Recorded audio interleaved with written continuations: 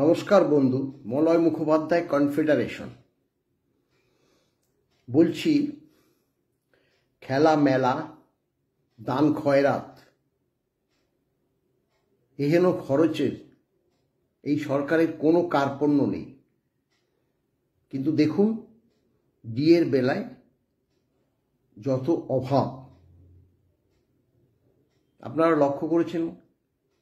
গত দুদিন আগে নেতাজি ইন্ডোর স্টেডিয়ামে দুর্গাপুজো কমিটিগুলোকে 85,000 টাকা করে, আগামীবার তা 1 লক্ষ টাকা করে অনুদান ঘোষণা করেছে। সেই 18 সাল থেকে আমরা দেখে আসছি। 18 সালে 10,000, 19-এ 25, 20-তে তা 50, 21-এও 50, 22-এ 60, 23-এ 70, 24-এ 85, আগামী বছর 1 লক্ষ টাকা। আবার বলে যে আমাদের টাকা নেই। তাতে মোট খরচ, যেটা হিসাব কষে দেখলাম, মানে এবার পর্যন্ত প্রায় 1400 কোটি টাকার বেশি। আগামীবার 43,000-এ পুজো কমিটিকে প্রায় 430 কোটি টাকা, অর্থাৎ প্রায় 1800 কোটি টাকারও বেশি একদম খরচ নির্দ্বিধায় রাজ্য সরকার অর্থাৎ মাননীয় মুখ্যমন্ত্রী করে দিলেন। আপনাদের মনে আছে, সুপ্রিম কোর্টে কাঁদুনি গিয়ে বলেছিলেন মহামান্য আদালত, আমাদের টাকা নেই, সরকারি কর্মচারীদের দিয়ে দিতে 41,000 কোটি টাকা লাগবে। অর্থাৎ ডিএর বেলায় তখন কাঁদুনি গিয়ে করজোড়ে মহামান্য আদালতের পায়ে পড়ছে। অথচ কিভাবে রাজ্য সরকার, কোনো ক্লাব কি চেয়েছে তবু তিনি নিজের আমিত্ব বজায় রাখতে? কারণ এই ধরনের বার্তা, অর্থাৎ একটা কথা বলার জন্য গত বছর কত দিয়েছিলাম, না এত টাকা, এবার এত টাকা করে দিল, ব্যাস হয়ে গেল, এই তো একটা বার্তা।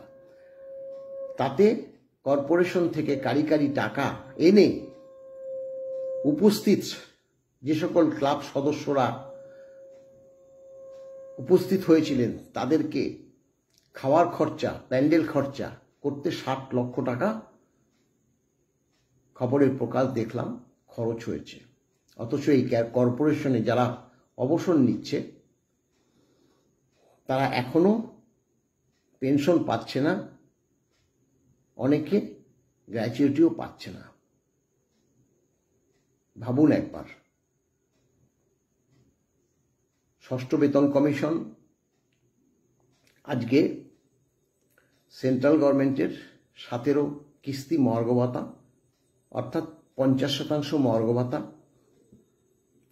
তাদের কর্মচারীরা, অন্যান্য স্টেট গভর্নমেন্টের কর্মচারীরা যখন হাতে পাচ্ছে, আমরা তখন 4% বা 4 কিস্তি বা 14% মহার্ঘ ভাতা পাচ্ছি। লক্ষ্য করুন আপনারা যে তালিকাটি এখানে দিয়েছি, সেটা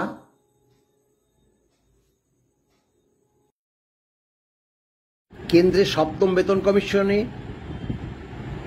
ডিএ লাগু হয়েছিল 1/7/16 থেকে, 1/1/16 থেকে বেতন কমিশন, 1/7/16 থেকে ডিএ। আর আমাদের ষষ্ঠ বেতন কমিশন ডিএ লাগু হয়েছিল 1/1/21 থেকে, 1/7/16 থেকে 1/1/24, 17 কিস্তি বা 50%।